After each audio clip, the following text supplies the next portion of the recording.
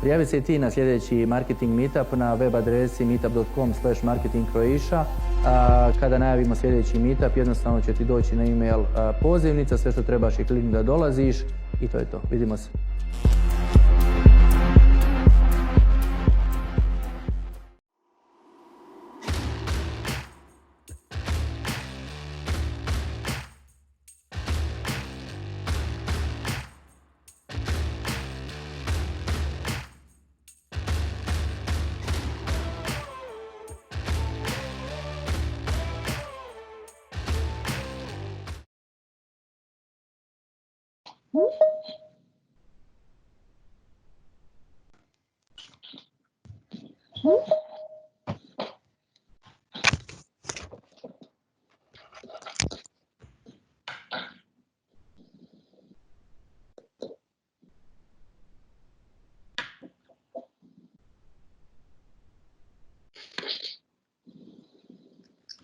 Evo ga, vidite prezentaciju?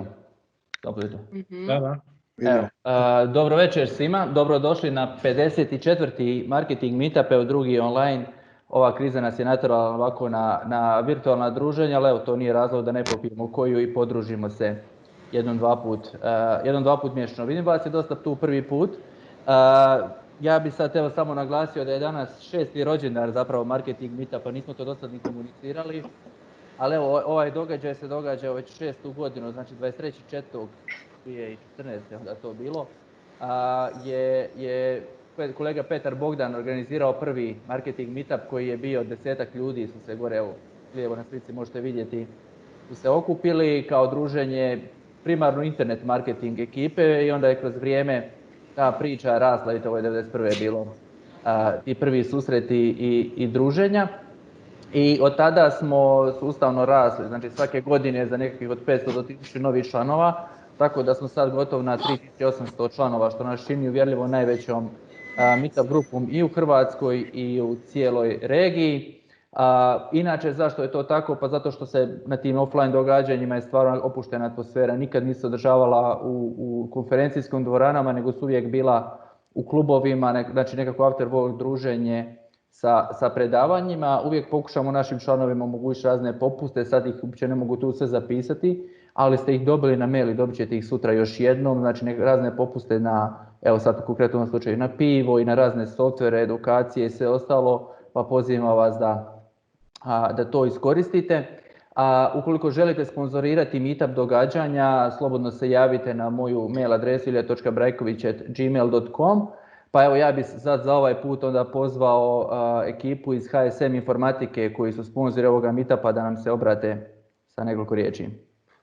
Evo, hvala Ilija, ja sam Slaven Stojanović, voditelj prodaje u HSM Informatici. Evo, par minuta ću iskoristiti čisto da vam kažem čime se bavimo i ako kažem vjerujem da većina vas i zna i da vas pozovem na neke webinare koji će baš biti namijenjeni za ovu medijsku industriju, pa vjerujem da će biti interesantno. Vjerujem da nas većina vas, pogotovo u medijima i kreativnoj industriji, nas zna po širokom dijapazonu proizvoda, najvjerojatnije po kreativnim alatima, ali ono zašto smo danas odlučili iskoristiti ovih par minuta je da vam skrenemo pozornost na nešto čim se bavimo zadnjih sada već skoro 5 godina, a to je u stvari Salesforce Consulting i implementacija Salesforce rješenja. Tu smo izgradili zaista jedan vrlo solidan tim koji ima i znanje i iskustva, već evo nekakvih 35 projekata u nogama. I imamo stvarno puno zadovoljnih korisnika, to govori ova ocjena skroz u ovom desnom kutu. Sad, zašto smo danas odlučili, može ovaj slajd, Ilija, hvala, zašto smo danas odlučili baš ovdje ovih par minuta na početku se predstaviti, pa iz razloga što iako smo radili u puno različitih industrija implementacije, od IT-a do vozila, ono na što smo posebno ponosni su implementacije u medijskoj industriji, evo gdje mi je baš drago da je i Boris tu iz 24 sata koji je u toj industriji naš i najveći klijent i gdje smo stekli stvarno puno iskustva. I ono na što bi vas htjeli pozvati je, evo, može i idući slajd, je jedan webinar koji ćemo baš napraviti sa specifičnom rješenjem u medijskoj industriji. Naslov je sustavno planiranje prodaje u medijskoj industriji, ali upoznat ćemo vas i sa samim sustavom kako on funkcionira i koje sve koristi bi od njega mogli dobiti. Nismo još, s obzirom može samo nazad još taj slajd ako može. Nismo još stigli sve detalje tu pripremiti pozivnicu, to će Ilija kroz nekih tjedan dana vam poslati svima, tako da imat ćete evo, to i na mailu, pa evo vjerujem da će neke od vas interesirati, pogotovo iz medija, a za sve ostale možda jedna malo šira tema, može idući slajd. Jedna malo šira tema koju će održati kolega Filip Novak iz Salesforcea zajedno s mojom malenkosti, a to je pričat ćemo o tome kako upravljati dislociranim prodajnim timom. Vjerujem da u ovo vrijeme manje više većina vas dislocirana, tako da ako će vam i ta tema biti interesantna, bit će nam drago da nas se pridružite. Na zadnjem slajdu ćete vidjeti moje kontakt podatke, pa ako vas bilo što zanima, tu smo. Evo ja sad, ko i vi, ću uz pivu sa zanimanjem poslušati ovu raspravu, baš me zanima. Koje ideje ćete iznjedriti? Tako da evo, uživajte. Može, evo, hvala Slavenu, hvala HMSM Informatici što podržava Marketing Meetup. Slobodno koriste hashtag MMZG za sve objave na društvenim mrežama. I evo, ja ne bi duljio u ovome prvom dijelu. Pozvao sam 4 sugovornika koji su vezani uz medijsku industriju. Cilj je bio zapravo različite tipove medija pozvati jednu osobu koja ih sve povezuje. Tako da bi tu predstavio Bojanu iz Lidera koja nekako imaju i tisak, imaju i online u poslovnom segmentu. Kristinu iz žurnala koja je full online, ali jako puno se bavi offline eventovima. Borisa iz 24 sata koji je, ajmo reći, možda i najveći medij u državi sa i online i offline raznim stvarima, te Mario Lovrića kao osobu iz agencijskog svijeta Media Buyera koji povezuje sve njih sa samim klijentima. Evo, znači sada ide normalno video. Evo ja ću postaviti zapravo odmah prvo pitanje, kako je situacija, kako je korona utjecala na sve vas. Evo, dame imaju prednost, pa Borise, možeš ti prvi. Hvala. Pa evo, kao što je rečeno u uvodu, otkako smo integrirali Salesforce, nemamo više nikakvih problema, čak ni usred pandemije. Šalim se, situacija kod nas je dosta neobična, nikad više posla, nikad manje para. Dakle, mediji zaista u ovoj situaciji jesu specifična branša u kojoj se, ja bih rekao, posao možda i udvostručio, jer je interes javnosti golem, odgovornost medija je užasno velika i jako puno toga se događa istovremeno. U komercijalnom dijelu potpuno jasno mi osim offline i online bavimo se i eventima, experiential projektima koji su odjedanput nestali. I tu je pad aktivnosti doslovce 100%, sve se preselilo u neki virtualni prostor. Ako te zanima koliki je otprilike pad prihoda, to mislim da je kod svih isto i kreće se od 40 do 60%. Kod nas je nekako 50% vidimo. Istovremeno, zbog velikog interesa za sve što se događa, imamo užasno veliki rast trafika, dakle brojke su nam svima proletile kroz plafon i mislim da se svaki medij može ovih dana hvaliti sa ozbiljnim rekordima. Bojana, kako kod vas? Pa složila bi se sa Borisom, dakle potpuni paradoks u medijskom svijetu, nikad bolja slušanost, gledanost, čitanost, mi isto bilježimo veliki rast i na portalu Lider Medija, bilježimo rast i kroz digitalnu pretplatu, dakle potrebe za medijskim sadržajem su sve veće i veće, a naravno dosta budžeta, dosta projekata je stopirano, mi smo to osjetili kroz event dio poslovanja koji je naravno kao i kod svih u potpunosti stao sredinom ožujka, taman na početku ovogodišnje event sezone. Ono što smo mi ipak možda u jednoj drugačijoj poziciji kao specijalizirani poslovni tjednik, jedan možda tako premium nišni segment. Ne možemo reći da smo u ovom trenutku dramatično pogođeni nekim stopiranjima budžeta, kao projekti koji smo dogovorili se kroz print i web realiziraju. Ono što je sigurno je da ćemo vrlo brzo posljedice osjetiti i mi i da samo možemo nagađati koji će to biti stope pada naših prihoda, jer što duže traje ova situacija, to se cijela priča sa gospodarstvom komplicira i automatski će se to naravno odraziti na poslovanje svih, pa tako i nas. Kristina, kako je žurnalu? Da, u žurnalu je koji uvijek hektično i dinamično. Slažem se i sa Borisom i sa Bojanom, u principu svugdje je ista situacija. Boris je najbolje rekao, posla nikad više, para nikad manje. Mi smo specifični jer smo kompletno nišni portal i u ovom momentu ne zadovoljavamo, ajmo reći, nekakve primarne potrebe potrošača, pa je u toliko situacija kod nas još zahtjevnija i dinamičnija. Gledaj, trenutačna je slika takva da pad prihoda je evidentan, a sad kakav će konkretno biti, kako će se ovo sve završiti, iskreno ti ne znam reći jer se situacija doslovce mijenja iz dana u dan. U prvom nekakvom segmentu i u tom prvom šoku svi su nekako više manje bili u statusu promatrača, ne znaju ni šta bi, ni gdje bi, ni da li bi komunicirali, ne bi komunicirali, ali već se sad vide nekakvi pomaci i klijenti sa ove naše strane, ja bih rekla, su svjesni toga da se ne mogu isključiti svijeta i da jednostavno život ide dalje, ali po nekakvim očito drugim pravilima. Eventi i ta kompletna industrija nekakvih evenata, druženja, mi smo je za ovu godinu doslovce prekrižili, vidjet ćemo šta će se događati dalje i u kom smjeru ćemo se razvijati, ali smo u svakom slučaju optimisti. A svaka nekakva kriza i sve te nekakve situacije u principu su poligon za dosta dobar razvoj nekakvih novih ideja, znaš, za izvlačenje nekakvih projekata koji ti stoje onako u ladici pa nikad nemaš vremena za njih izrealizirati. Mislim da su sad upravo ti momenti i da trebamo iskoristiti tu nekakvu činjenicu da su ljudi, da žive realno trenutačno online. Mario, koliko ti smiješ sa svoje strane media buyera reći kakva je situacija što se tiče oglašivača, što oni pauziraju i zapravo koji je njihov strah ili režu sve ili neke stvari su ipak ostavili? Ja naravno ne smijem otkrivati konkretne podatke o našim klijentima, ali evo, samo ću reći otprilike opisno šta se desilo zadnjih nekih mjesec dana.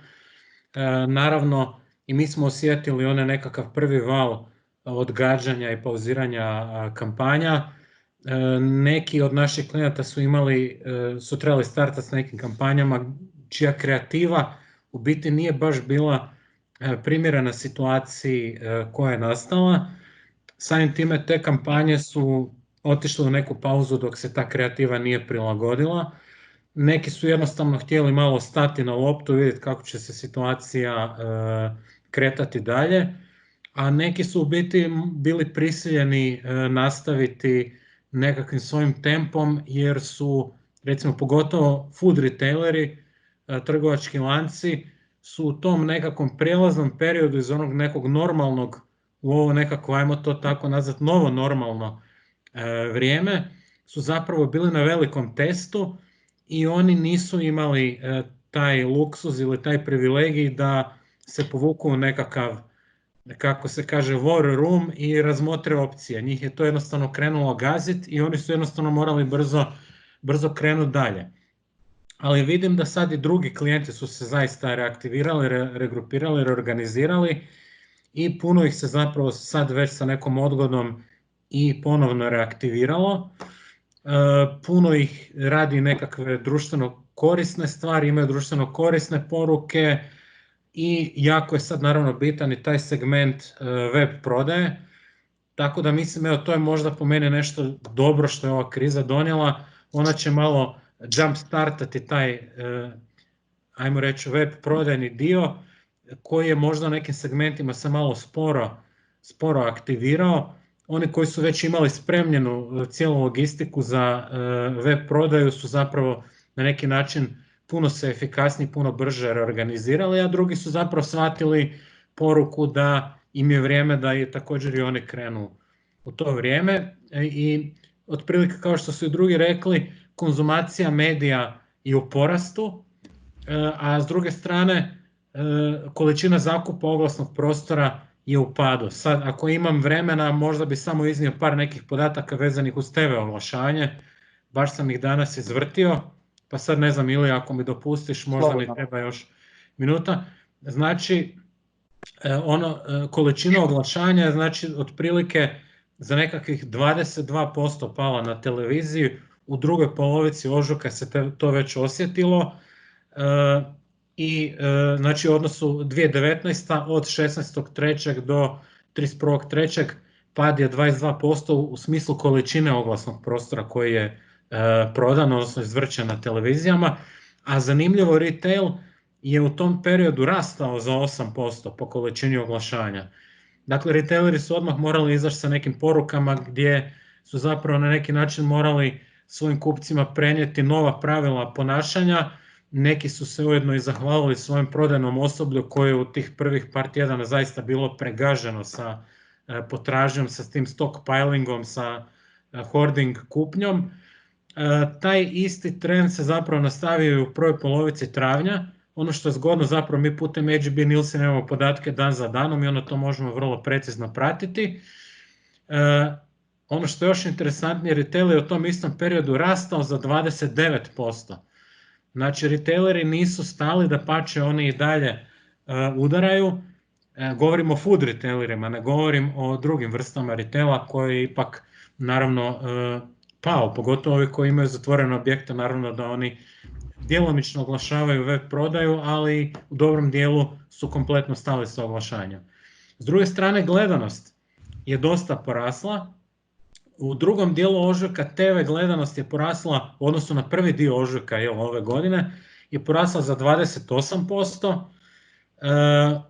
Drugi dio ožujka u odnosu na isti period lani je porasla za 42%. Znači, posebno nakon 22.3. i onog potresa u Zagrebu, stravično je porasla zapravo potražnja za informativnim programom. I prvi dio travnja, znači podaci su 35% bolji u odnosu na lanjski isti period. Znači, ponovno, konzumacija medija raste, investicija u oglasni prostor pada. Sad imam pitanje za koje je djelomično gatanje, ali znam da se nećete složiti. Da li mislite da ćete u ostatku godine, ajmo sad reći da prestane kriza 1.6. ili se to dosta smanji, da li mislite da će se taj budžet nadoknaditi, ako je određen budžet na godišnjoj razini, ili će se jednostavno, zaboravit će se na njega i ukupni godišnji budžet će pasti? Kristina? Pa gle, teško je prognozirati te stvari. Mislim da ono što će se sigurno dogoditi je nekako preslagivanje budžeta. Samim time što je event industrija kompletno trenutačno on hold, nema nikakvih okupljanja, nema festivala, nema kulture, znači apsolutno ništa se ne događa. Mislim da će se već tu stvoriti nekakvi viškovi budžeta koje će klijenti alocirati na iskreno ne znam koji način. Druga stvar, dolazi nam turistička sezona, odnosno trebala bi dolaziti, ali evidentno ove godine neće nažalost biti. Ne znam na koji način će se klijenti tu ponašati, da li će te viškove investirati u medije ili nekakav drugi vid oglašavanja, da li će možda raditi na razvoju novih proizvoda, to je sad stvarno gatanje. A moment koji me u stvari najviše brine je taj da zaista prvi i drugi kvartal. Bojim se da smo malo izgubili Kristinu. Ništa, dok se Kristina ne vrati. Bojana, kako ti misliš u vezi ovoga? Pa mislim da se ne može u 6 mjeseci nadoknaditi cijelo godina. To je nerealno. Naprosto ne možete u vodku od litru možemo pričati o sve se nekako krene bolje razvijati i stvarno se smanje sve te moguće mjere, da će možda aktivnosti u drugom dijelu godine biti bitno pojačane u odnosu na isti period prošle godine. Ali ne vjerujem da će to moći nadoknaditi izgubljenih praktički u najbolju ruku 6 mjeseci. Borise, Koje je tvoje mišljenje u vezi ovoga? Koliko misliš da će na ukupnoj razini godišnje biti pad ili... Pa, mislim da ti je to ko kad u 2 sata popodne dođe stožer pa drži presicu. Ne? Odgovor je isti, ne? To nitko ne može predvidjeti. Ja mislim da ono što se može predvidjeti je da nema nikakve šanse da će se inicijalni budžeti nadoknaditi ili da će na godišnjoj razini se sve to nekako iznivelirati i vratiti, jer po svemu što znamo o situaciji koja uopće diktira ponašanje svih nas, pa i biznisa u cijelom svijetu, je da ćemo možda imati nekakvu pauzu u kojoj će se stvari vraćati, a onda ćemo opet imati nekakav drugi val epidemije. Ne? Mislim da se svi trebamo pripremiti na to da će budžeti biti naprosto manji, da će aktivnosti biti manje, a u ovom kvartalu, dakle u drugom kvartalu, mislim da će većina kompanija bitno redefinirati i svoj pristup koji neće biti fiksan. To mislim da je užasno važno. Ne? Dakle, da trebamo imati razumijevanja i mi iz medija, pa i mi iz agencija razumijevanja za klijente, jer različite kompanije u različitim sektorima se nalaze u različitim situacijama. Ne? I one ako su pametne rade nekakav scenario planning, nitko danas više nema nikakav fiksni plan, nego je fleksibilan i otvoren za sve mogućnosti. U tom smislu mislim da će se događati i velike promjene u medija miksevima, na čiju korist ili štetu teško je reći.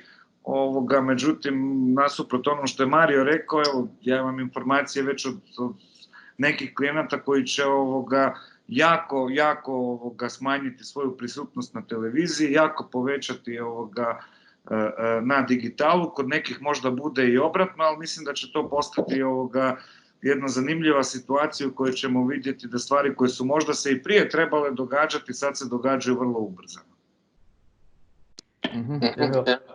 Mario, što ti misliš, kakva će biti situacija u vezi toga, smanjenje sada, dizanje u 9. i 10. mjesec ili jednostavno i 9. i 10. će biti smanjeni odnosno na inicijalne planove? Ovako, ja bih se tu prvo samo malo ogradio, znači ja sam iznosio nekakve podatke o televiziji zato što su mi oni dostupni maltene u real time-u, pa sam se zbog toga najviše dotakao toga. Nisam ja tu nikakav odvjetnik televizije, čisto da me se ne bi krivo shvatilo. Mi kao agencija naravno radimo sve vrste medija i dapače podržavamo sve vrste medija. Tu što se tiče nekakve ukupne slike, nije potrebna neka prevelika mudrost da se shvati da postoje oni sektori koji će ove godine imati, u nedostatku bolje riječi, fijasko. Znači to su nekakvi sektori turizma, transporta i tako dalje. Ali postoji zapravo cijeli niz sektora u kojima, evo ja sam se dotakao retaila jer mi dosta smo bazirani na retailu kao agencija. Sektor retaila zapravo ne očekujemo da bi trebao imati nekakav, govorimo o food retailu, jel? Ne bi trebao imati nekakav veliki pad, generalno sektor hrane, donekle i pića, iako pića su dosta pogođena sa zatvaranjem kafića. Isto bi se trebao donekle držati i zapravo cijeli niz sektora ima zapravo šansu još nadoknaditi veći dio investicije. Ono što će zapravo na kraju ispasti prema medijima je da naravno da mediji kad se to sve skupa uprosječi će imati na nivou godine isto sigurno nekakav pad. Što se tiče nekih vrsta medija, trenutačno zapravo su najviše pogođeni mediji vanjskog oglašavanja jer jednostavno ljudi su trenutačno dosta bazirani na rad od kuće. Promet je smanjen i pješački i automobilski i svaka druga vrsta, javni prijevoz je zaustavljen, tako da jednostavno ljudi nisu toliko vani i nažalost tu trenutačno mediji, dobavljači vanjskog oglašavanja jako pate, što je zapravo velika šteta jer su konačno u zadnjih par godina počeli hvatati nekakav uzlet. Tako da evo, mislim da će njima zapravo biti najizazovnije prebroditi ovu krizu, jer oni trenutačno nemaju skoro nikakve prihode. Sad u tom u tom cijeloj priči, znači imamo priču da mediji sve više moraju raditi, odnosno produkciju sadržaja moraju raditi kao nikad jer je gledanost i čitanost kao nikada. Znači ne mogu sad reći idemo otpustiti 50% ljudi jer ne mogu. Znači trebaju im i dalje ti novinari koji će dalje producirati priče i sadržaj, a s druge strane čak 50% su im smanjeni prihodi. A klijenti nemaju toliko možda budžeta. Kako pomiriti i klijente i medije? Da ipak klijenti ne bi sad rekli tko šljivi lider, boli me briga za njih, neću im oglašavati sljedeća 3 mjeseca, ili tko šljivi 24 sata, da ne bi to rekli, kako i pomiriti da ipak i klijenti shvate da ako sad prekinu cijelu tu priču, morat će naštetiti sebi, ali s druge strane mogli bi nepovratno naštetiti medijima koji sutra u tom ritmu ne bi više bilo. Da, ako mogu, naravno. Pa s jedne strane naravno da je izuzetno važna podrška oglašivača medijima u ovom trenutku.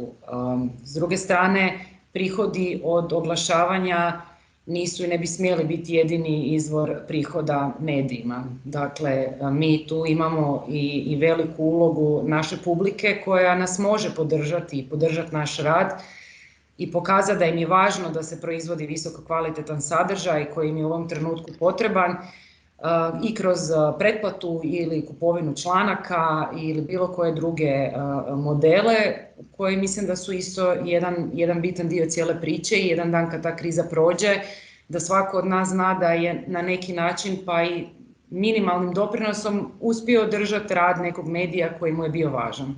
S druge strane, mislim da, bez obzira što ne želim sad tu zazivati državu ili pomoć države, mislim da to svi rade stalno, svaki dan i da nema ni država neke neograničene resurse, ali i na razini nekih zastupnika u Europskom parlamentu, pa na kraju krajeva i Google je već pokrenuo jednu takvu priču, za to su se zalagali i Hrvatsko novinarsko društvo i sindikat novinara.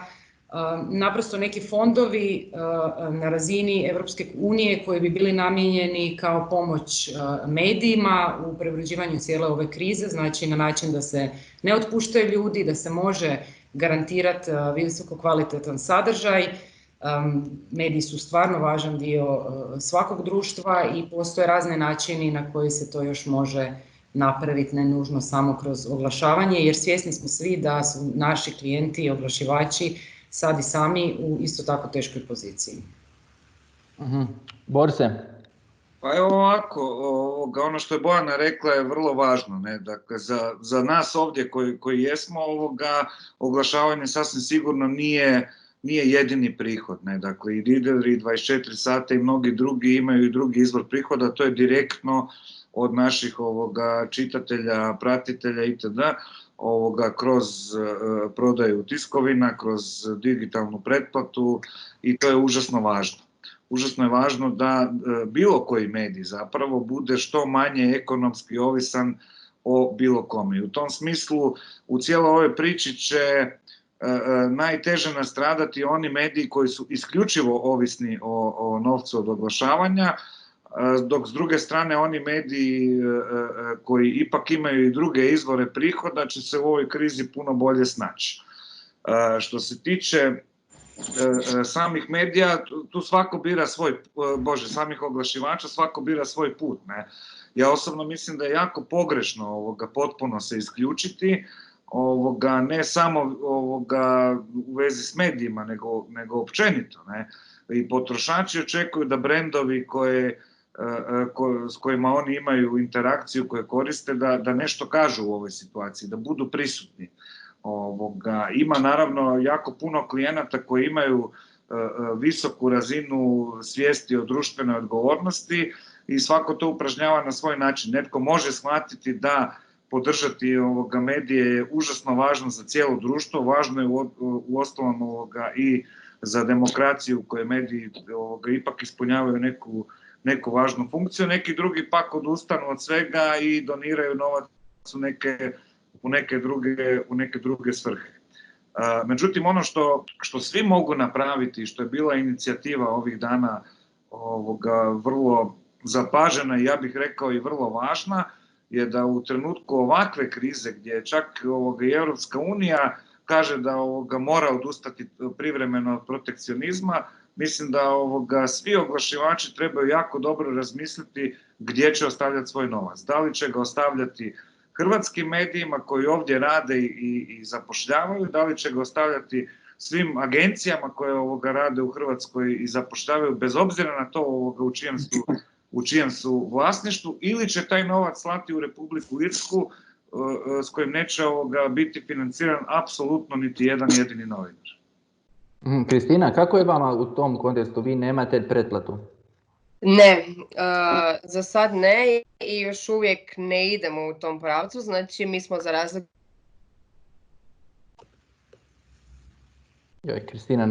Kristina nam se gubi očito.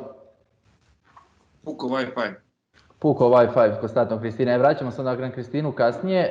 Ajmo sad se obratiti nekako oglašivačima zapravo. Što danas prolazi u komunikaciji? Da li ima smisla oglašavati svinjski but za tu i tu cijenu? Ili više ti kampanja ide na čisto neka brand awareness, brand loyalty, znači nekakvu dugoročnu priču? Koji su vaši savjeti da sad vam dođe klijent i kaže dajte mi neku kampanju, što biste mu rekli zapravo što treba napraviti, bez obzira na koji medij to bio? Što Borise? Može, pa mislim, ako moram baš glasati, ja bih uvijek glasao za branding. Zašto bi glasao za branding? Čak i u ovoj situaciji koju mnogi smatraju da nije situacija za branding, ja mislim upravo suprotno, da je baš sada situacija za branding, jer on i inače dokazano dugoročno daje bolje rezultate nego bilo kakva sales aktivacija. Dakle, ako moramo birati u funnelu awareness, consideration ili action, ja bi se zadržao na awarenessu i considerationu, gdje mislim da naši mediji mogu jako puno toga ponuditi. Dalje, mislim da je užasno važno da svaki brand kaže da je tu s nama i da je tu za nas. Mislim da to potrošači očekuju od svakog brenda.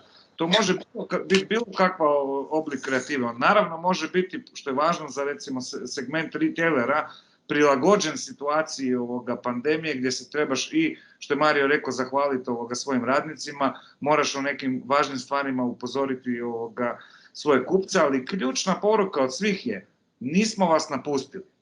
Brand koji nije prisutan je brand koji ne postoji. I mislim da tu vrijedi ona narodna izreka, u nevolji se znaju pravi prijatelji. Mislim da će ljudi jako dobro zapamtiti koji brendovi su bili tu uz njih, a koji brendovi na kraju balade nisu. I mislim da tko sada izgradi taj odnos, da je taj dugoročno jako profitirao. To čak vrijedi i za one industrije koje su potpuno otišle dolje. Dakle, turizam, transport, putovanja, hoteli. Čak i za te industrije vrijedi to pravilo, dakle, tko je sada tu, tog ću dugoročno jako zapamtiti.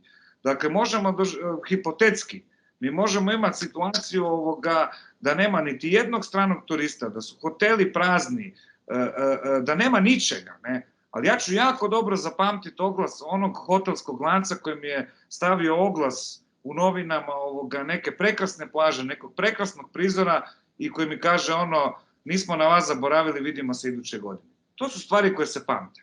I tu mislim da većina griješi kada misli da je ovo situacija u kojoj se treba sakriti, upravo suprotno, ovo je situacija u kojoj i brendovi trebaju biti u sve nas. Apsolutno. Dakle, komunikacija, mislim da su niz istraživanja u zadnje vrijeme pokazalo kako potrošači očekuju od brendova da komuniciraju i da se javljaju, da su tu. Isto tako, što bi savjetovala klijentu koji nam dođe? Pa plasirati oglas u tiskano izdanje Lidera ili kroz naš portal je poruka naravno publici, potrošačima, tu smo, radimo, ali to je poruka i dobavljačima, to je poruka partnerima, to je poruka zaposlenicima, dakle ona nije samo usmjerena na B2C, to je i B2B poruka, dakle tu smo, živi smo, radimo, pratimo situaciju, trudimo se, društveno smo odgovorni, korektni smo prema svojim kupcima, zaposlenicima, partnerima, dakle prema svim nekim stupovima koji nas čine kao kompaniju važnom. Mario, kako je tvoje iskustvo? Jesu klijenti taj dio prihvatili? Vidim ipak da se dosta mijenjaju kreative. Pa naravno, kreative su se prilagodile. Ja ću samo sad napraviti jedan copy-paste na ovo što su rekli Boris i Bojana. Istu sam poruku zapravo na neki način htio i ja prenijeti. Bez obzira što se to sad možda čini kao nekako prvo loptaško rješenje, nije rješenje da se zapravo sada gurne glavu u pijesak poput noja. Jednostavno, naravno, pristup se mora prilagoditi. Radi se prilagođena sada kreativa u ovoj situaciji. Nekako se nastoji na neki način vratiti i zajednici. Slažem se s Borisom, mislim da ovi koji budu ostali tihi u ovoj krizi će imati sigurno negativne efekte za svoj brand, jer zapravo ova kriza je za sada, ajmo to tako nazvati, medicinska i zdravstvena, ali ona naravno prijeti da postane i ekonomska kriza, a svi znamo da u ekonomskoj krizi se ljudi često znaju okretati jeftinim supstitutima određenih proizvoda i tu zapravo će najviše patiti nekakvi jaki brendovi. I oni zapravo moraju zadržati tu emocionalnu povezanost, moraju ostati u životima svojih potrošača, jer jednostavno ako zaista nastupi ta ekonomska kriza, ljudi će itekako dobro razmisliti zašto za određeni proizvod dati 2-3 kune više, samo zato što je on neki brand. Tako da to je izuzetno bitan aspekt. Ja bih također rekao da, ok, naravno trenutačno su imidž kampanje branding jako bitne, ali ljudi su i dalje zapravo potrošači. Dakle, oni nisu sad preko noći oglupili, oni i dalje žele, bez obzira na krizu, dobro cjenovno proći. Dakle, ja mislim da, sad ti si malo tu karikirao sa primjerom svinjskog buta, on se i onako i bez obzira na krizu dosta rijetko oglašava. Ali Coca-Cola je smanjila ili obustavila, kako Željko kaže, su oglašavanje. Coca-Cola. Pa ja ne bi sad komentirao pojedinačne primjere da ne uđem u neku zamku da me netko uhvati za riječ, ali definitivno mislim da ja osobno ne vidim ništa protiv cjenovnog oglašanja, jer zapravo ljudi i dalje, bez obzira što su zatvoreni doma, žele biti informirani o dobrim cijenama i žele dobro proći. Tako da ne bi bio kompletno protiv cjenovnog oglašanja. Evo, nadam se da ćemo sad Kristinu uhvatiti treći put. Znači da možeš nastaviti onaj odgovor na ono pitanje zapravo, s obzirom da vi nemate nikakvu pretplatu. Da, gle, mislim, rekli su već i svi u principu da to je uzročno posljedična veza. Znači jednako ko što mi trebamo klijenti trebaju... Jednostavno s Kristinom nemamo sreće, ovo je do nje nešto. Ajmo mi onda dalje pa ćemo 4. put probati. Sad moje pitanje je da vas dvojicu malo uhvatim u fight.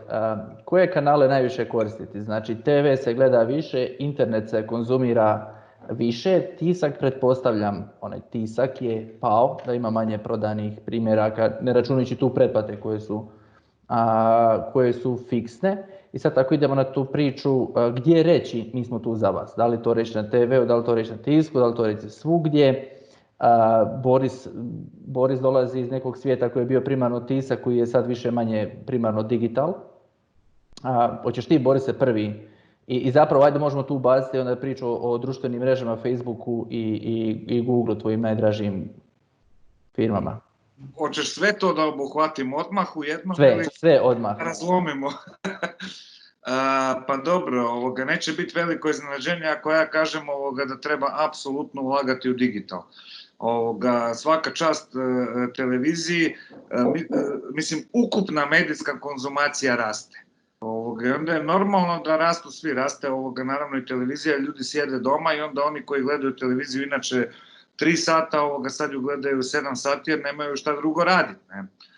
Jednako tako raste internet još i više, dakle mi smo vidjeli potpunu eksploziju konzumacije medija na internetu, koje god vrste medija, eksplozija je globalna, nismo tu mi ništa posebni, zbog koje se čak i downgrade-aju streaming servisi da internet globalno ne bi puknuo. Ne? Međutim, ono što mislim da je užasno bitno je da ljudi koji pretežu digitalnom samo konzumiraju još više digitalnog, ali se i akviziraju novi korisnici digitala, dakle i babe i dide pokušavaju nešto na internetu, tako da se taj prostor tu značajno proširio. Tako da moj glas ide definitivno digitalu, jer i po svim stvarima koje smo i ranije pratili, on daje ne samo fantastičnu učinkovitost, nego daje najbolji doseg do najboljih kategorija potrošača. Dakle, oni ljudi koji rade, koji su zaposleni, koji su mladi, koji troše puno, mlade obitelji, to je publika koja je na internetu. To se nije promijenilo, to se samo intenziviralo. Što se tiče platformi, mislim da je tu najveće pitanje, trenutno pitanje povjerenja. Oni koji su pažljivije pratili su vidjeli da je u doba ovako velikog globalnog događaja i dramatičnog, upravo su platforme mjesta gdje dramatično raste fake news, gdje se šire kojekakve dezinformacije i one se šire puno brže od istine i tu je zanimljiva reakcija tih platformi koje ubrzano doniraju neke dobrotvorne svrhe, ukazuju ili integriraju kod sebe linkove na nekakve službene izvore, a to rade isključivo iz razloga što najbolje poznaju vlastite mane. A vlastita mana im je upravo ta da su nepouzdan izvor sadržaja i informacija i da su samim time i za brendove vrlo riskantan teritorij za slanje bilo kakvih poruka.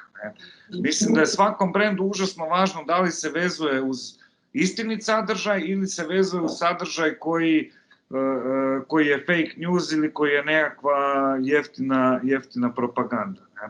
I kao što sam rekao ranije, tu se isto tako postavlja pitanje u situaciji kad i Evropska unija kaže da je protekcionizam ok, da li trebamo kupovati hrvatsko, da li trebamo podržavati one kompanije, bili to medije, agencije ili bilo tko drugi koji plaćaju porez u Republici Hrvatskoj ili one koji plaćaju ili ne plaćaju poreze u Republici Irskoj. Tu je, mislim, veliki shift na pomolu, jer ja ne spominjem tu temu bez veze, spominjem tu temu zato što osjećam da postoji kritična masa onih koji zaista agitiraju za taj shift prema domaćem, a to ujedno nije nikakav downside za onoga koji troši. Jer znamo da sve marketinške ciljeve tvrtke mogu jednako dobro ostvariti i kroz lokalne medije ili lokalne medijske mreže koje nude vrlo usporedive mogućnosti kao i globalne platforme, a dosežu ovako i onako sve korisnike, sve internet korisnike u Hrvatskoj. A bili imamo tako mišljenje o Facebooku da postoji Facebook Hrvatska d.o.o. i da se stvarno tu porezi plaćaju, da nema nekog izvlačenja, nego da ti budžeti koji se troše trenutno na Facebook idu u hrvatsku firmu i plaća se porez na dobit u hrvatskoj firmi. Pa ok, to je, kako kažu političari, ne odgovaraju na hipotetska pitanja. Ne? Dakle, Facebook d.o.o. ne postoji. Facebook ne plaća porez u Republici Hrvatskoj. Facebook u Hrvatskoj ne zapošljava niti jednu jedinu osobu. Ali čak i kad bi to bila situacija, čak i kad bi Facebook otvorio u Hrvatskoj development centar, farmu servera, sales team, marketinški tim itd., kad bi uposlili stotine ljudi, ostaje jedan drugi društveni problem koji je neopisivo važan. Ne? A to je da ta platforma nije izvor povjerenja. To je platforma na kojoj se stravično širi fake news i to stvari koje su neopisivo toksične za društvo i koje dokazano podrivaju demokratski poredak. Dakle, to kad kažem tim teškim riječima, mislim na slučajeve u svijetu koji su itekako dokazani i potkrijepljeni. Mario, ti dolaziš iz svijeta da radiš sa svim medijima, ali koliko sam ja shvatio jako okrećeš prema na TV. Mislim da je, mislim da jesi, ajde, priznaj. Ne, TV u čijem god vlasništvu, televizija u Hrvatskoj zapošljava ljude u Hrvatskoj, angažira hrvatsku produkciju, plaća poreze u Hrvatskoj, to je neusporediva situacija. Da, ali kažem, evo sad recimo TV versus digital obliku 24 sata, Džumbus i žurnal i Lider online i sve. Koji je tvoje mišljenje oko toga zapravo? Gdje je trenutno najjeftinije i najbolje raditi te brand awareness kampanje? Nemoj molim te politički odgovor pa svugdje pomalo. Ja ne znam baš političke odgovore ovoga, ali... Mariju je pitanje. Aha, pardon. Mariju me zanima. Pa gledaj, mislim da sam malo pogrešno etiketiran, Ilija. Mi zaista radimo sa svim medijima kao agencija i nekako bi volio ipak skinuti tu etiketu advokata televizije. Pitao si zapravo Borisa u kojim medijima prenijeti poruku ostani doma.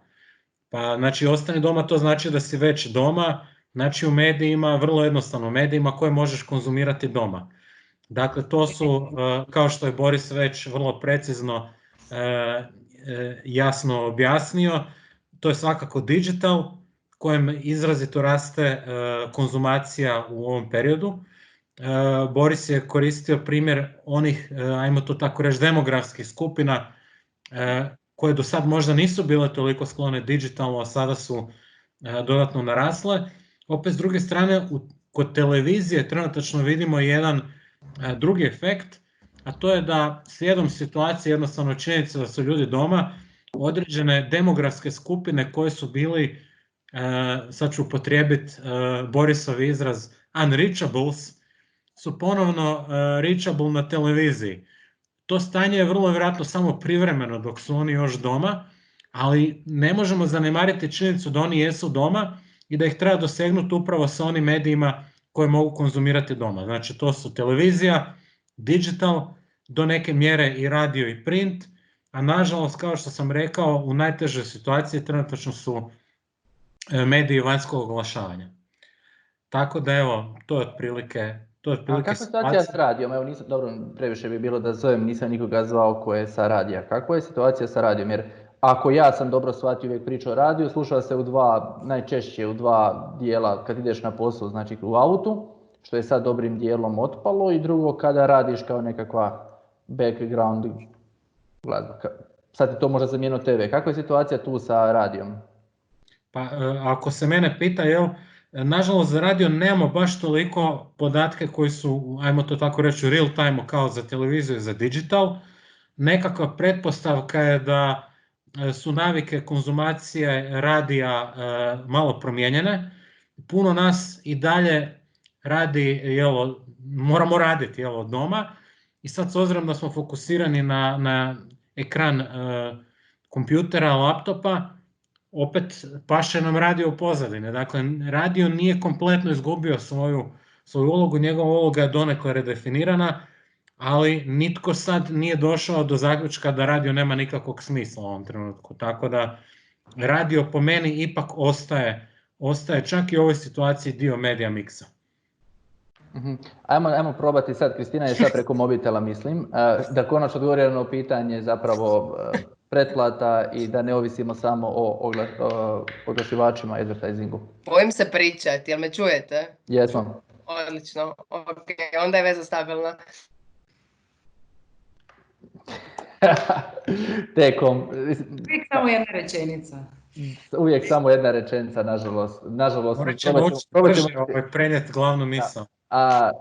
Bojana, kako je tvoje iskustvo sad? Vi ste tisak plus digital. Mi smo tisak plus digital i naravno da svako svog konja hvali, pa bi tako ja isto rekla da su kombinacija printa i digitala pun pogodak.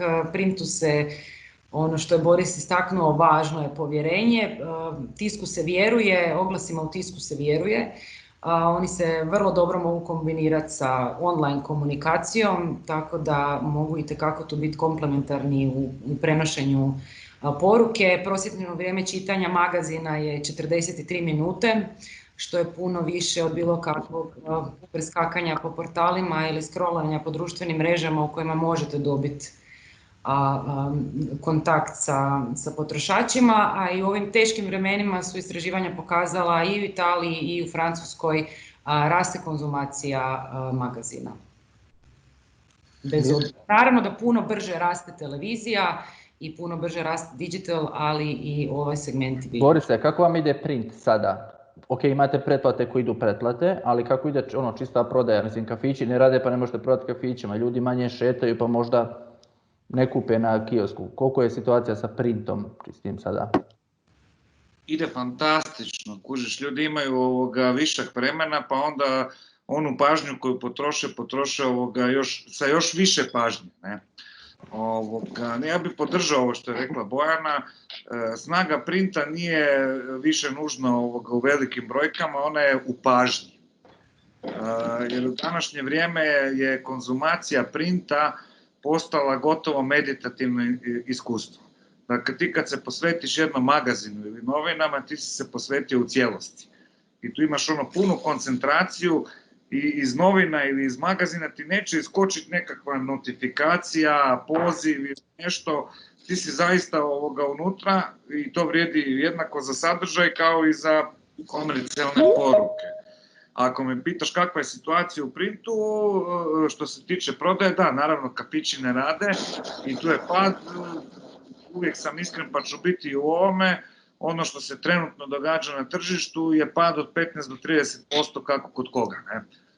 U prodajnoj nakladi, u čitanosti nemamo još podatka. Ali htio bih se samo kratko osvrnuti, jer je Marija već spomenuo Unreachables, koji je jedan privremeni fenomen.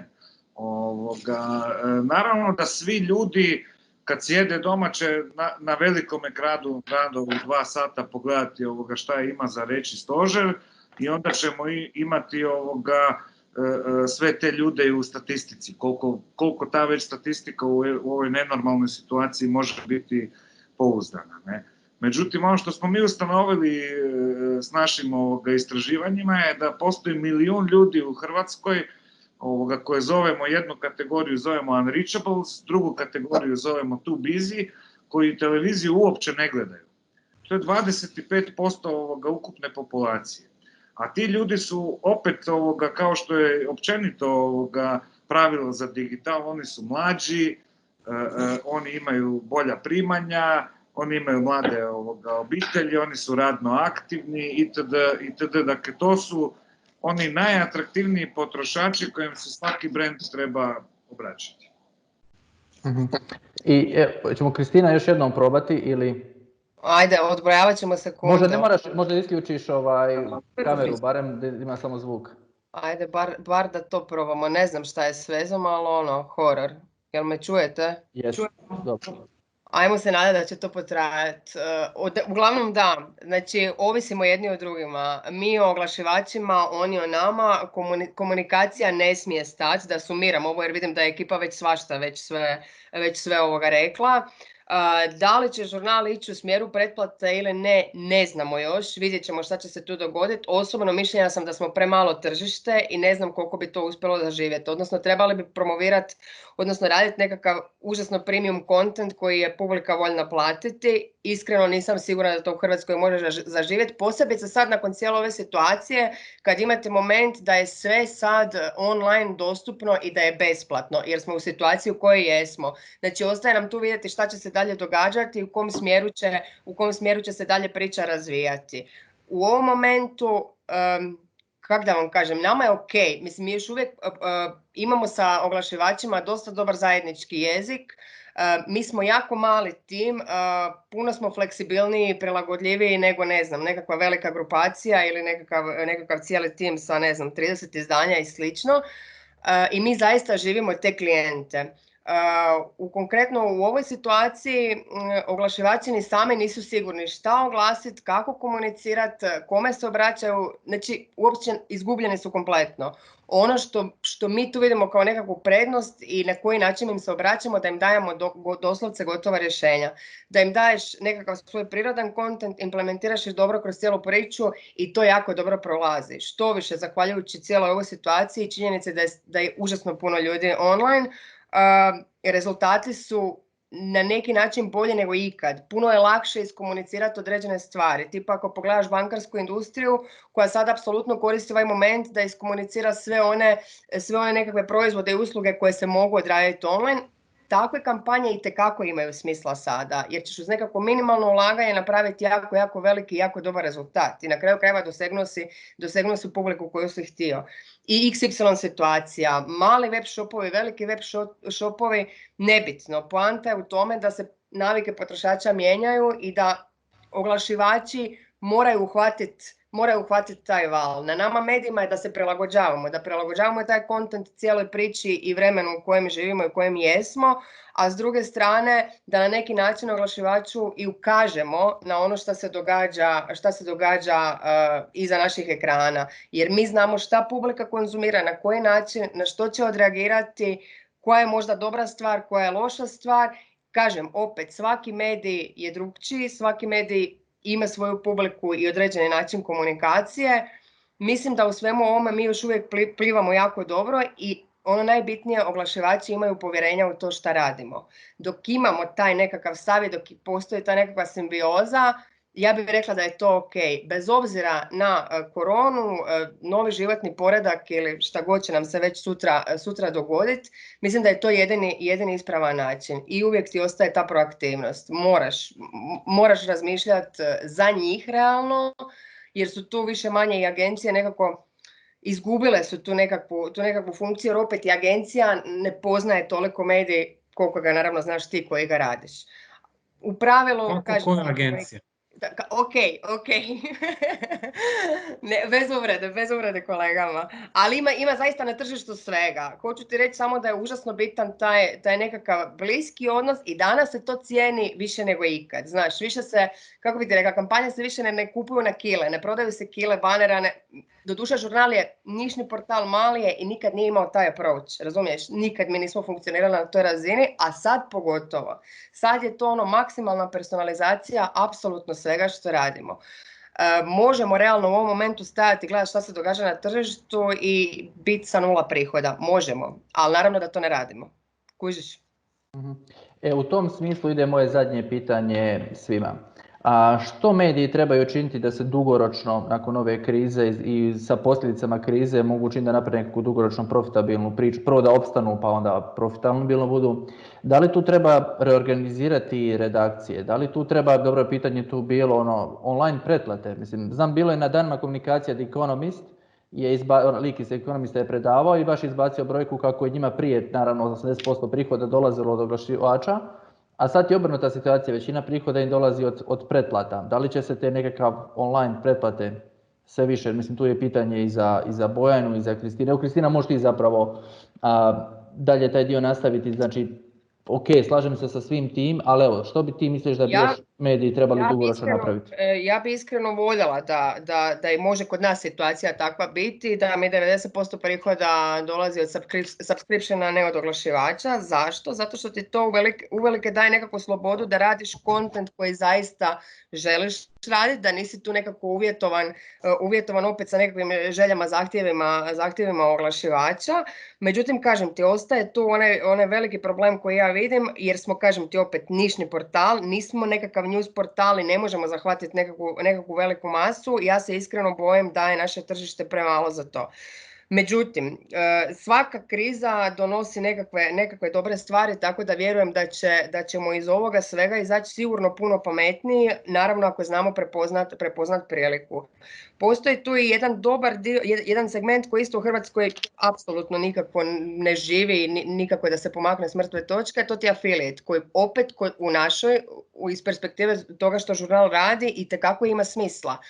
Naravno uz određene uvjete, uz određene provizije koje su smislene, odnosno koje su prilagođene hrvatskom tržištu, a ne znam, USA-u i sličnim tržištima.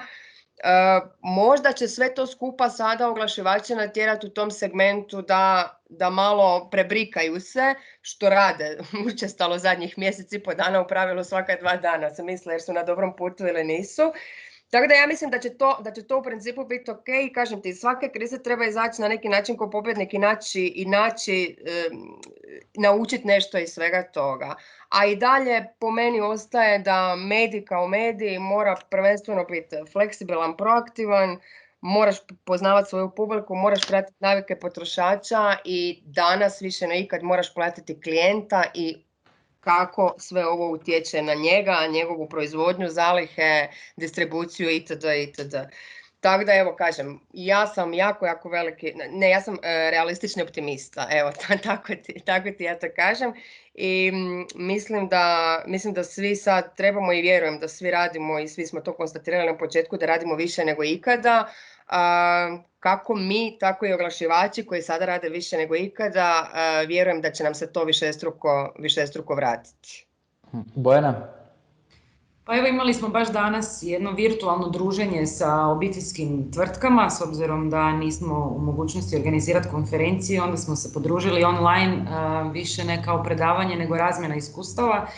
I rečenica koja se najviše puta spomenula je bila: ne smiješ dopustiti da kriza prođe, a da nisi nešto novo napravio i naučio. Tako da sam sigurna da ćemo izaći puno inovativniji sa nekim novim rješenjima. Što to sve treba biti i kako to sve napraviti, pitanje je za $1 milijun. Ono što je sigurno za Lider, mi smo prije više od godinu dana pokrenuli priču sa digitalnom pretplatom koja je dostupna i preko aplikacije na mobilnim uređajima. To se sad u ovom trenutku pokazalo stvarno kao pun pogodak i proizvod pripremljen na vrijeme za situaciju, naravno nismo ovako očekivali, ali... Imate popust na glasi? Molim? Imate i popust sada? Imamo i popust, imamo i akcije, imamo i neka besplatna izdanja koja su svima otvorena, ali u svakom slučaju doseg digitalne pretplate nam je porastao za 70%. Tako da mislim da su to dobre brojke, jer ne radi se isključivo znači o nekom besplatnom sadržaju, radi se o ipak sadržaju koji se plaća, pa i po nižim cijenama, ali se plaća. Tako da je to bila jedna naša inovacija od prije koja se sad pokazala jako dobra, jer bez obzira možda na neke izazove oko distribucije ili rada ljudi od kuće, pa je jedan Lider prije čitalo 5 ljudi u uredu, ali sad su ti ljudi u svojim domovima. Mi smo opet za pretplatnike napravili varijantu da im poklanjamo 5 besplatnih digitalnih pretplata, tako da ih mogu razdijeliti svojim zaposlenicima koji su inače čitali Lider, ali svako sad sjedi na drugoj lokaciji. Tako da to su neke stvari koje smo krenuli raditi, isto tako proizvoditi velikom brzinom visoko kvalitetan sadržaj koji može pomoć poslovnoj zajednici, vodiči za preživljavanje, mjere države, lobiranje za pojedine sektore, prenošenje pozitivnih iskustava kompanija, kako je neko riješio problem, ko je s kim uspostavio suradnju. Dakle, ono što je naravno kao i uvijek izuzetno važno, sadržaj, kvalitetni analitički tekstovi koji onda sigurno pronađu svoju publiku i u smislu pretplata ili kupovina novina, isto tako i oglašivača. Da, slobodno nam tu u chat postavi link za prijavu na online pretplatu, ovo što imate sad, ovi 50% popusta, tako da se ljudi mogu... Da, mi ćemo otvoriti digitalnu pretplatu za sve sudionike Meetupa na 48 sati, tako da mogu pogledati zadnjih 5-6 Liderovih izdanja gdje je taj vodič za preživljavanje i da to nećemo naplatiti, nego ćemo otvoriti sadržaj za sudionike Meetupa. Super, odlično. Tu slobodno stavi sada link, a možemo to da poslati svima i na mail. Borise? Pa evo ovako, postavio si pitanje da li treba redakcije reorganizirati i poslati kući. Ne, općenito sve što treba napraviti. Evo, bilo je pitanje koliko digitalizirati konferencije, koliko... Gle, ono što sigurno ne treba napraviti je reorganizirati redakcije na način da se otpuštaju novinari. Zašto? Zato što je suština biznisa kojim se mi bavimo. Ne? Pa čak to nije samo biznis. Ne? Suština onog čime se mi bavimo je sadržaj. Taj sadržaj stvaraju novinari i urednici i ako je to prva točka gdje štediš, onda si de facto pucao sam sebi u nogu. Dakle, meni osobno je to zadnja stvar na koju bi ja štedio u vrijeme teške krize, a čini mi se da neću morati zapravo nimalo, jer sama kriza po sebi ovakvih razmjera je nekakva igra likvidnosti i tu je sad čistilište između kompanija koje imaju odličnu likvidnost, odnosno odličnu bilancu i onih koji nemaju. Međutim, sadržaj je kruna svega. Sadržaj je onaj koji u krajnjoj liniji, što je dokazani trend svugdje u svijetu, generira taj subscription, digitalne pretplate, a digitalne pretplate pak omogućuju sve veću ekonomsku neovisnost medijima koji ovako i onako postoje zbog publike. Publika je ta koja medijima daje svojim povjerenjem kredibilitet, publika je ta zbog koje mediji uopće postoje. Dakle, mediji ne postoje zbog oglasa. Mediji oglase prodaju klijentima, ali zapravo u pozadini, kada gledamo malo dublje psihološki, mediji prodaju brendovima povjerenje koje im je publika dala, odnosno preprodaju to povjerenje kroz nekakav environment, kroz nekakvo okruženje u kojem komercijalne poruke nailaze na plodno tlo. I u konačnici ono što mislim da ljudi se šale kao da će ova kriza i ova pandemija stravično ubrzati sveopću digitalizaciju. Netko je spomenuo banke koje se sada natječu koja će brže unaprijediti svoje internet banking usluge. Mislim da isto vrijedi za apsolutno sve industrije, pa tako i za medije. Mi se trenutno nalazimo u ubrzanoj digitalnoj transformaciji u kojoj su i oni koji su jako zaostajali prisiljeni su se digitalno transformirati. I tko sada ne učini taj korak, uključujući i medije, taj će sasvim sigurno propasti. Mario, što bi ti... Tu bih ohrabrio Kristinu. Mislim da mi nismo premalo tržište. Mislim da nije problem u kritičnoj masi. Ono što vidimo u cijelom svijetu, vidimo veliki rast digitalnih pretplata i vidimo trend u kojem nije bitno da svi plate neku pretplatu, nego ona neka manjina publike koja je najlojalnija, koja najviše koristi određeni medijski brend, to je ta manjina na kojoj taj brend zapravo počiva i koja radi business case tom medijskom brendu. Majo, što bi ti preporučio kolegama iz medija, kako da dugoročno uspiju osigurati prihode, barem u suradnji s tobom?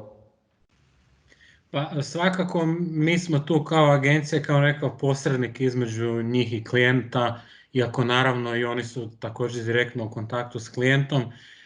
Mi smo tu oni koji pomažu da se zapravo poruka koju su spomenuli naravno i Bojana i Kristina i Boris, da dođe i do oglašivača.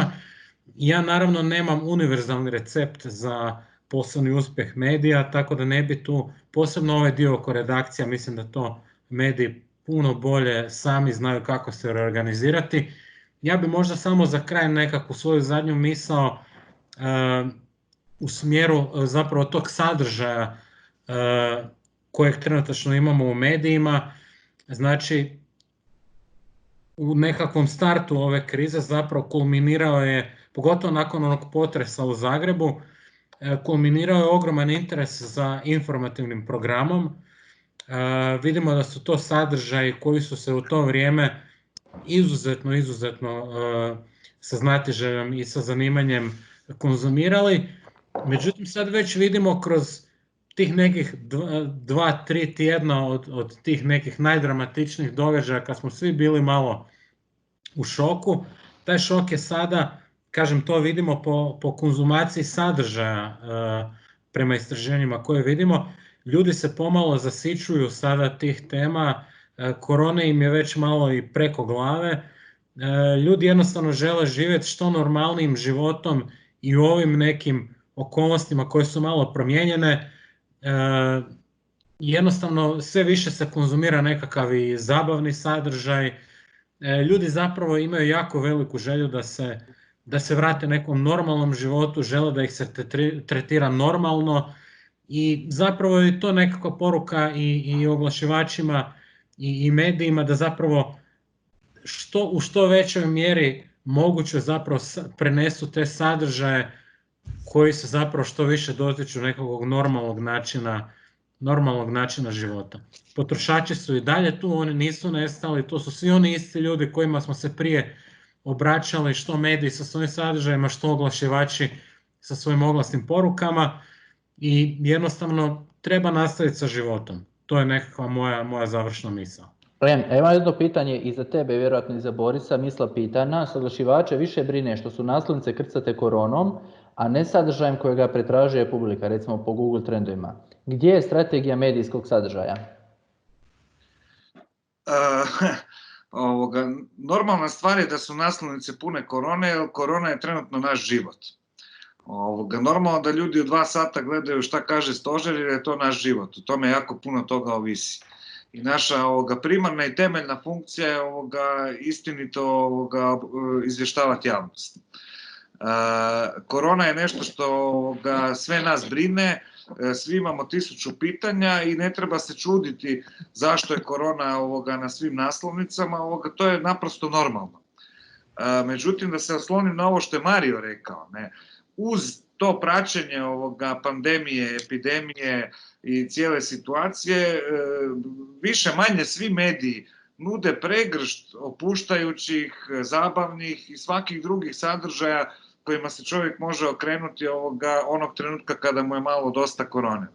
Mi prenosimo koncerte, kazališne predstave, dakle stvarno nastojimo i mi kao 24 sata, ali i drugi mediji nastojimo pomoć ljudima u ovoj situaciji da imaju i raznoliko sadržaj i da ono ne mora biti ono nužno potpuno preuzeto i uvjetovano koronom.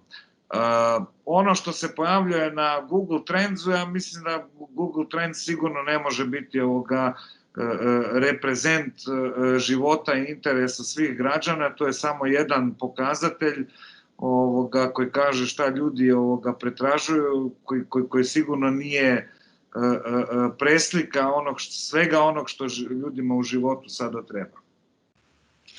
Mario?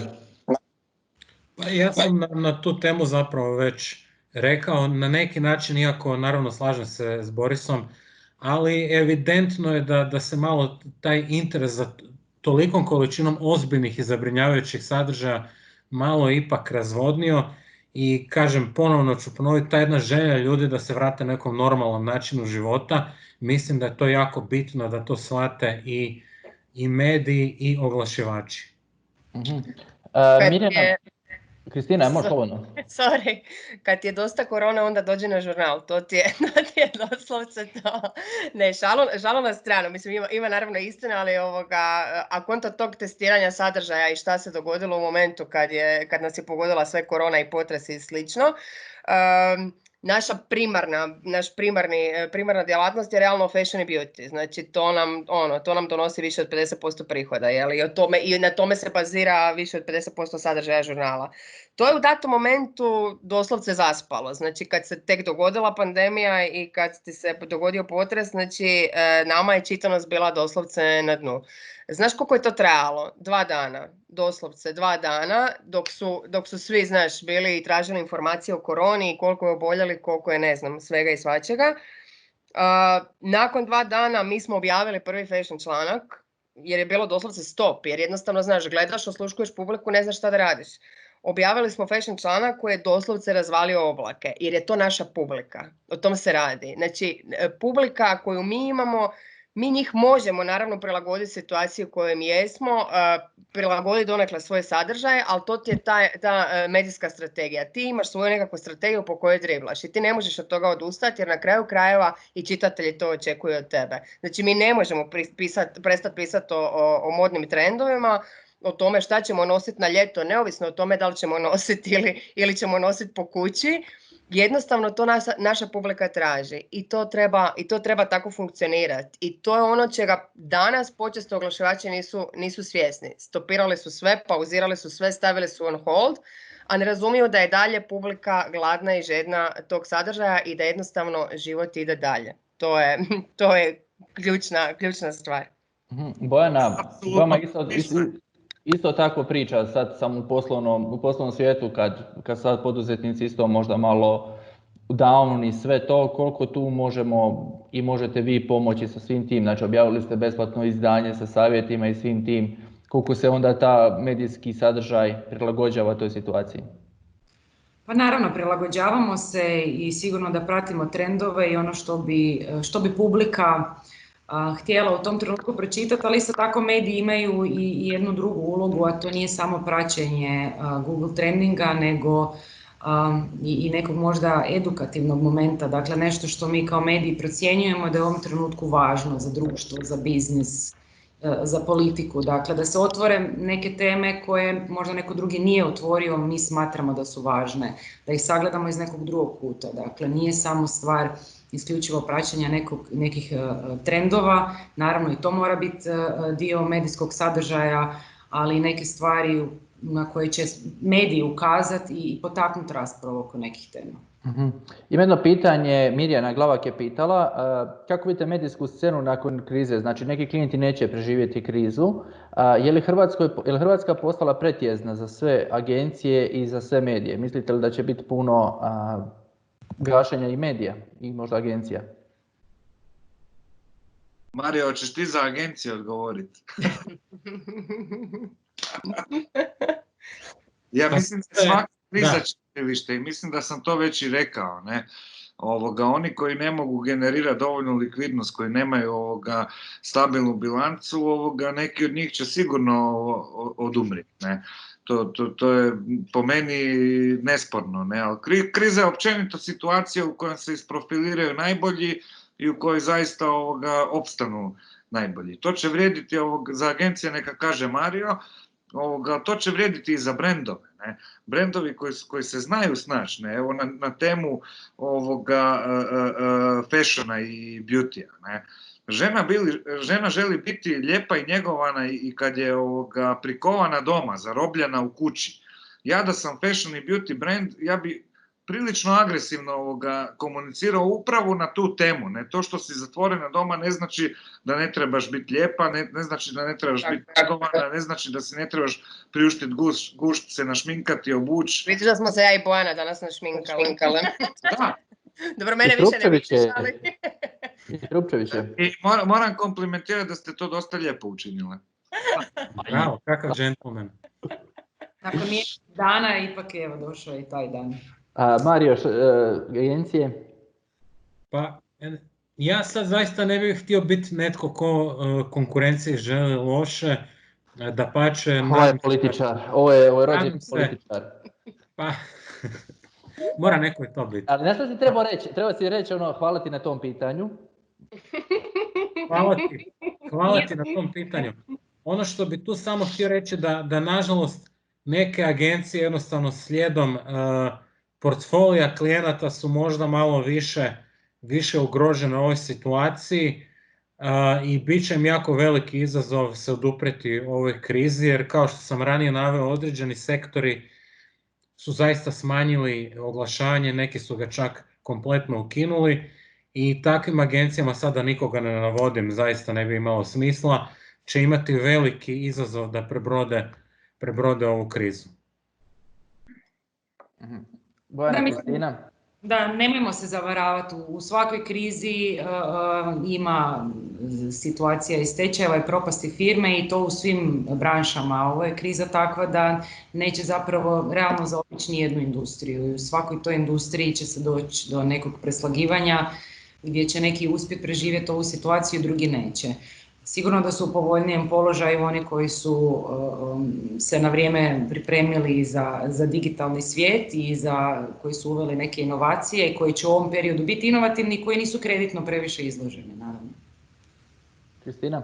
Da, ja mislim, nadam se u stvari da neće biti previše puno agencija niti medija koji će kobno završiti, pa ni klijenata. Mislim da nas na tržištu treba biti, čim nas je više tim smo bolji, jer jednostavno konkurencija dobra stvar, Ali ono što sam već i bila rekla, mislim iz ove krize svi ćemo naučiti nešto. Ja bi iskreno voljela da naši kolege u agencijama malo to ozbiljnije shvate jer su poprilično inertni i to se na neki način treba promijeniti. Mislim da su mediji prisiljeni jednostavno biti brzi i brzo reagirati, međutim nisu baš sve strane jednako agilne.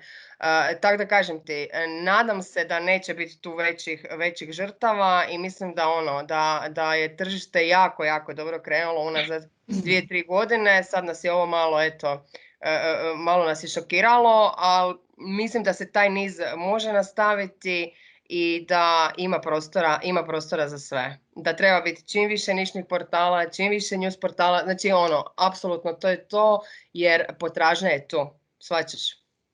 Ja bi tu samo dodao ponovno da ima i ovakvih i onakvih agencija, da su neke vrlo agilne i ja bi se usudio reći da mi jesmo u tom redu agilnih agencija. To je ključ. Ok, jel imate kakvu poruku još, za kraj ako još neko ima pitanje, slobodno pitajte. Ili ima još nekakvu poruku, ohrabrenja, utjehe? Pa mi smo svi tu dosta pozitivni. Mi smo pokrenuli akciju koja se zove Nema predaje, tako da to nam je krilatica i apsolutno ne odustajemo od nje. I naravno da moramo pozitivno razmišljati i proći će i ovo. A jeste li uzeli poticaje, Zoran pita, jeste uzeli poticaje za očuvanje radnih mjesta? Jesmo. Svi smo. Mislim, 550,000 ljudi je se prijavilo na to, dakle pričamo više od 1/3 radno aktivnih.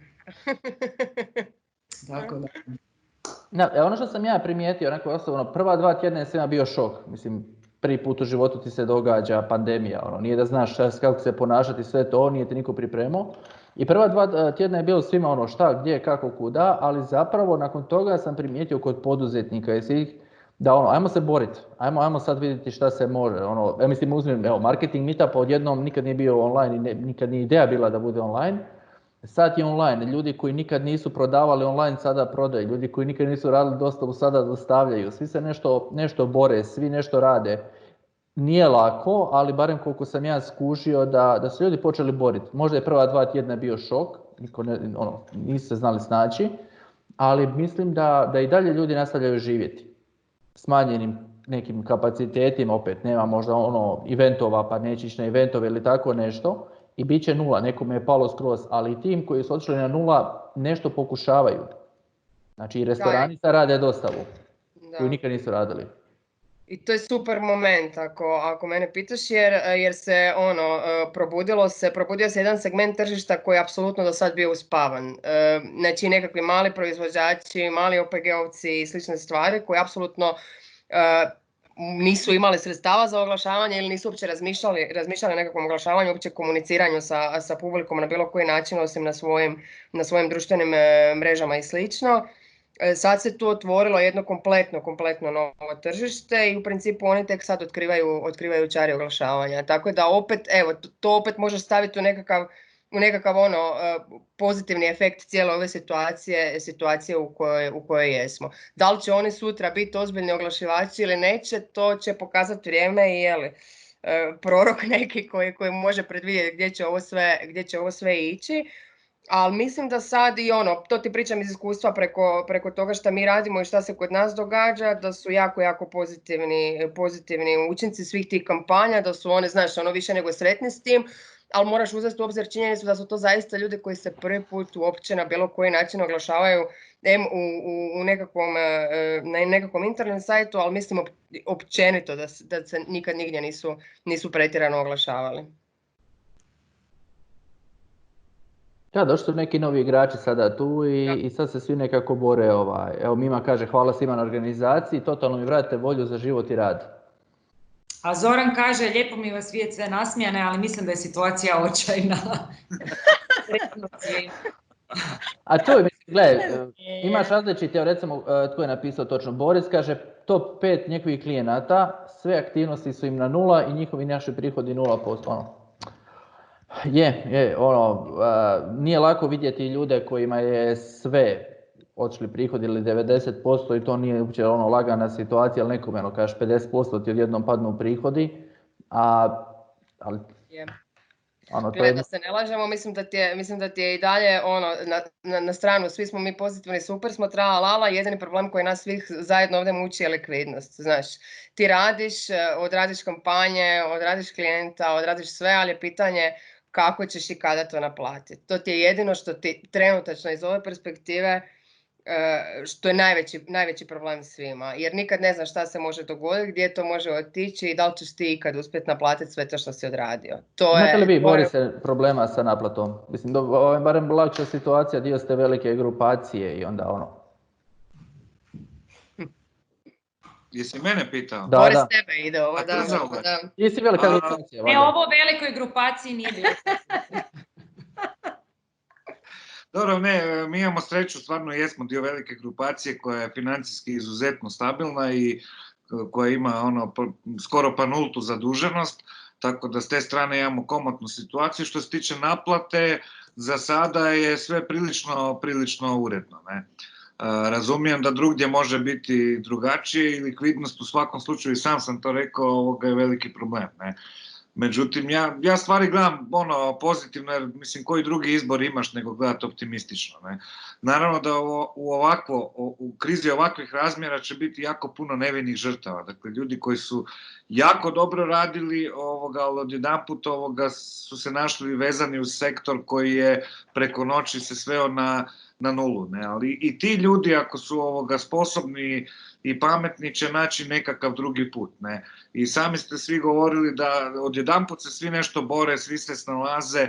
Kriza je svojevrsni katalizator, ne? I ona će sasvim sigurno imati jedan efekt koji možemo gledati kao pozitivan, a to je da će najsposobniji isplivati. A kao i do sada u svijetu bilo je i epidemija, i pandemija, i gospodarskih kriza, i ratova, i svega toga su civilizacije i čovječanstvo isplivale, pa će tako i iz ovoga. Da, mislim da ćemo svi naučiti zapravo da prvo trebamo uštediti nekakve novce. Da uvijek imamo na računu firme nešto novaca, ne da plovimo iz mjeseca u mjesec. Mislim da je to bio veliki problem svima. I onda se dogodilo da 15 dana ne radiš, jer jednom nemaš isplatiti, to govorim nažalost, za ove koji su zatvoreni trenutno, koji su mnogi sad u problema, jer su točno planirali, gle, od 15.3. do 1.4. će skupljati za plaću. Ili tako nešto, i dogodilo se da to vrijeme ne radi i sad nemaju za plaću. Mislim da će to biti... Što ljudi nisu prije to znali, nego zato što nisu bili u mogućnosti da toliku količinu sredstava stave sa strane. Nije da juj, sad sam shvatio kako bi bilo dobro imati zalihu za 3 mjeseca plaće. Znam da bi to bilo dobro imati, uvijek znam to, ali pitanje je koliko je to u pojedinim industrijama izvedivo. Pa da, nije lako izvedivo, ali mislim, moje samo mišljenje da su ljudi se malo tu znali i opustili. Ide nam dobro i sve je dobro. Biće. I biće, i svi su to znali, i kad su možda mogli, možda su se malo previše preinvestirali, možda su malo previše dali si oduška u nekim trenucima, i sad kad je došlo, klepilo ih je pad prihoda 95% ili 100%, i odjednom su se našli u nebranom grožđu. Sad ja mislim da će barem to poduzetnike naučiti, ne samo u medijskoj industriji, nego općenito, da moraju uvijek imati nekakav novac sa strane koji će čuvati baš za ovakve stvari. Pa da bilo to 3 mjeseca unaprijed ili tako nešto. Veliki problem medijskog biznisa što se on nakon 2008. našao u velikoj krizi iz koje je jako dugo izlazio. Tako da tek kad se malo sad nekako oporavio i krenulo je nešto na bolje, sad je došla korona. Tako da mediji realno nisu baš ni imali neko pretjerano veliki prostor, a uz to naravno svaki medij je morao i ulagati u nešto. Recimo Emil kaže da su klijenti partnerski podržali, tako da rade i sada, ali plaćanje dogovorili nakon krize, što isto možda, ako možeš to izdržati, nije loš poslovni model, ili na rate, ili kako god. Najgore je ništa ne raditi, pretpostavljam. To sigurno, ako imaš fiksne troškove, a mediji ih imaju i teško da mogu sa tome kontekstu smanjivati, vjerovatno je to malo teže. Je li još ima neki komentar, pitanje ili od gostiju? Gle, osim baš o medijima, ne, osim oni koji su stvarno na rubu likvidnosti, ja mislim da je ova kriza izuzetna prilika za medije. Pali su prihodi od oglašavanja, naglašavamo od oglašavanja, imamo i drugih prihoda, nisu ukupni prihodi toliko pali, ali nema boljeg vremena za medije nego vrijeme krize. Koja god priroda te krize bila, to je vrijeme u kojem mediji, pogotovo informativni mediji, potvrđuju svoju relevantnost, potvrđuju svoju ozbiljnost, potvrđuju da su nekakav oslonac u društvu i koliko god da je kratkoročno teško, krizna vremena su za medije izuzetno važna.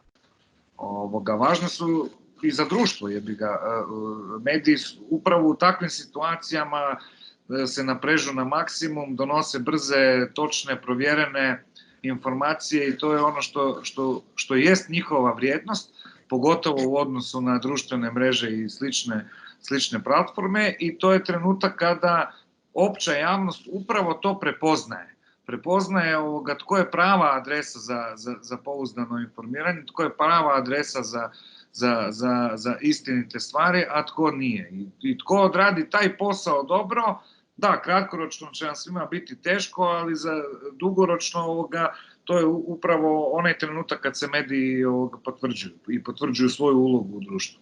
Da, mislim da se vi, Bojana, sad u tom kontekstu dosta potvrđuju kao predvodnici poslovne scene. Mislim da ste s ovom pričom Nema predaje i sve ostalo, da ste poprilično pokupili simpatije poduzetnika.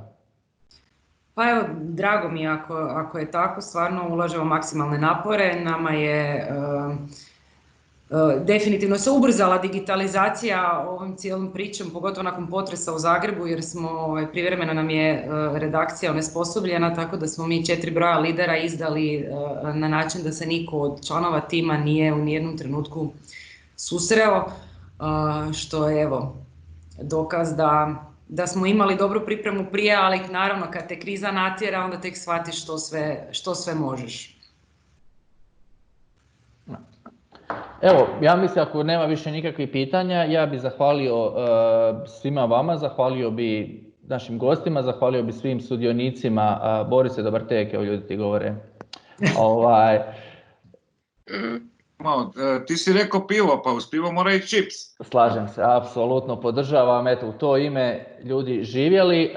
Imat ćemo vjerojatno još koji meetup sad, mislim da ovo ljudima treba, inače imamo jednom mjesečno, ali mislim da sad dok je ova situacija da ljudima treba malo češće ovako online druženja, barem da imaju opravdan razlog za popiti pivo 2-3. Obuć košulju nakon 2 tjedna. Obuć košulju, da, i to nije loša priča, baš. Tako da evo, ja bih vam se još jednom zahvalio, snimku ovoga meetupa ćemo dignuti na YouTube, tako da ako ste propustili neke dijelove možete kasnije pogledati, još ću vam jednom na e-mail poslati popis svih popusta koje smo vam omogućili. Hvala našem sponzoru HSM Informatici koja nas je ovaj put podržala, tako da ćete i od njih dobiti e-mail sa pozivom na njihov webinar koji će vam biti jako koristan. I mislim da je to sa moje strane. Hvala vam još jednom, pa se onda vidimo kroz 2-3 tjedna. Bog. Hvala, Ilija. Bog.